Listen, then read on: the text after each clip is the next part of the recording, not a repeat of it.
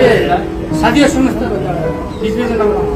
आदरणीय साथीहरू, आज हामी अत्यन्तै दुखित छौँ र चाहिँ हाम्रो जैमिनी नगरपालिका वार्ड नम्बर 4 सर्पुवा सिस्नेरी निवासी अर्जुन नेपालीकी 29 वर्षीय श्रीमती रीता देवी लामो समयदेखि चेन्नईको सेनाई नगरमा दुईटा छोरा छोरी सहित परिवार त्यहाँ काम गर्दै बस्दै आउनुभएको थियो। अचानक हिजो बेलुका करिब 5:30 बजेको समयमा उहाँलाई के मनमा आयो, यस्ता फुलजस्ता 8 वर्षीय छोरा 6 वर्षीय छोरी र श्रीमानलाई छोडेर उहाँ चाहिँ आफ्नै चुङ्गीको पासो लगाएर फ्यानमा झुन्डिएर आत्महत्या गर्नुभएको छ।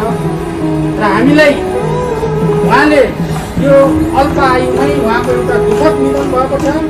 त्यो निधनप्रति दुखित छौँ, तर उहाँले यस्तो फुलजस्तो परिवार छोडेर कायरतापूर्ण ढङ्गबाट जिन्दगीबाट हात धुनु भनेको यो राम्रो काम होइन र यस्तो प्रकारको काम गर्नु भनेको समाजलाई पनि एउटा कलङ्कित हो र यस्तो बानी बेहोराको विकास नहोस् भन्नका लागि मैले यहाँ यस्तो अवस्थामा पनि तपाईहरुलाई 2-4 कुरा मैले भन्न चाहन्छु।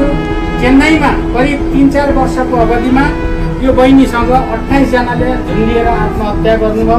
कतिपयका आफन्त यहीँ पनि हुनुहुन्छ, आत्महत्या गरेको हाम्रो कृष्ण भाइको भाइले पनि यही यस्तो घटना घटेको।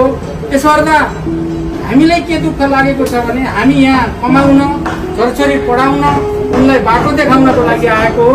हामीले दुख बिमार हुँदा किडनी फेरेर, ब्रेन फेरेर, अपरेसन गरेर, कैयौं औषधि उपचार खाएर, कैयौं ठुल्ठुलो खर्च गरेर, सङ्घर्ष गरेर बाँच्न परिरहेको अवस्थामा यस्तो खामखाम र लामलाम यस्तो जवानी जीव, यस्तो चाहिँ एउटा निरोगी जीवलाई झुन्डिएर आत्महत्या गर्नु भनेको यो एकदमै कायरता कुरा छ।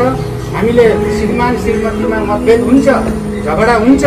त्यो झगडा भए तापनि हामी 1-2 वर्ष टाढा घरमा गएर बस्न सकिन्छ, यहीँ पनि झगडा नगरिकन बस्न सकिन्छ, समाज सङ्गठनलाई बोलाएर मिलाउन सकिन्छ। तर त्यसको बावजुद सिधै झुन्डिएर मर्नु यसको समस्याको समाधान होइन।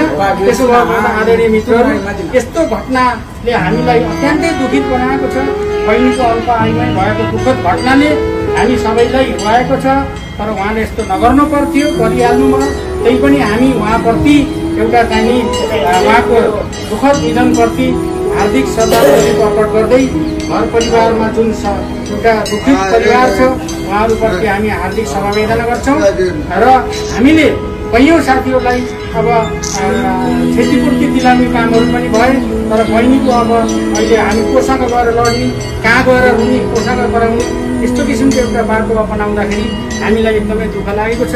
तसर्थ हामी अखिल भारत नेपाली एकता समाजको तर्फबाट उहाँको एउटा दिवंगत आत्माप्रति चिर शान्तिका साथै शोकाकुल परिवारप्रति हार्दिक समवेदना प्रकट गर्दै मेरा 2 शब्द सबैको तर्फबाट यहाँ टुङ्गाउँछु। धन्यवाद। ल बस अगाडि बढ्नु।